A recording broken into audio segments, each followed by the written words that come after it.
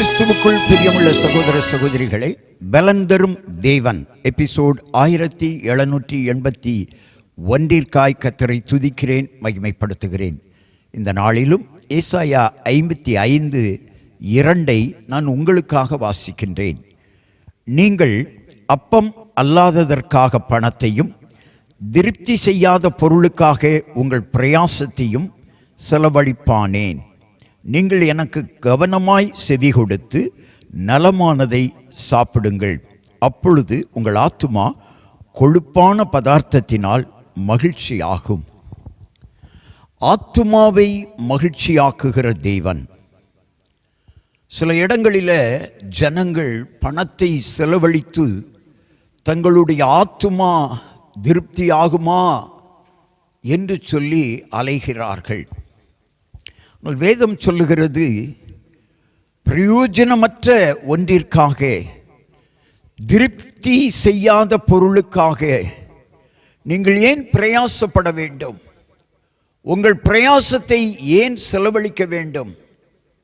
உங்களுக்கு நன்றாக தெரிகிறது, நீங்கள் எடுக்கிற முயற்சியிலே பிரயோஜனம் இல்லை என்று நன்றாக தெரியும்.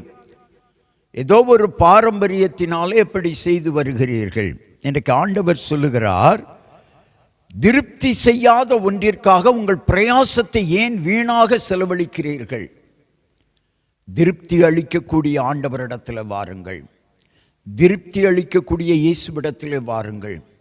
உங்கள் வாழ்க்கையை திருப்தியாக்குவார்.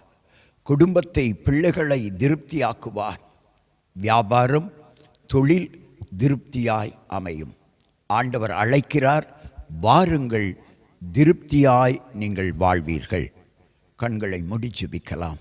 எங்களை நேசிக்கிற நல்ல தகப்பனே, இன்றைக்கு யார் யார் திருப்தி செய்ய முடியாத காரியங்களுக்காக நேரத்தை, பணத்தை வீணாய் செலவு பண்ணி கொண்டிருக்கிறார்களோ, அவர்களுக்கான இந்த வார்த்தை, நீங்கள் ஆண்டவரிடத்தில் வருவீர்களானால் அவர் உங்களை திருப்திப்படுத்துவார்.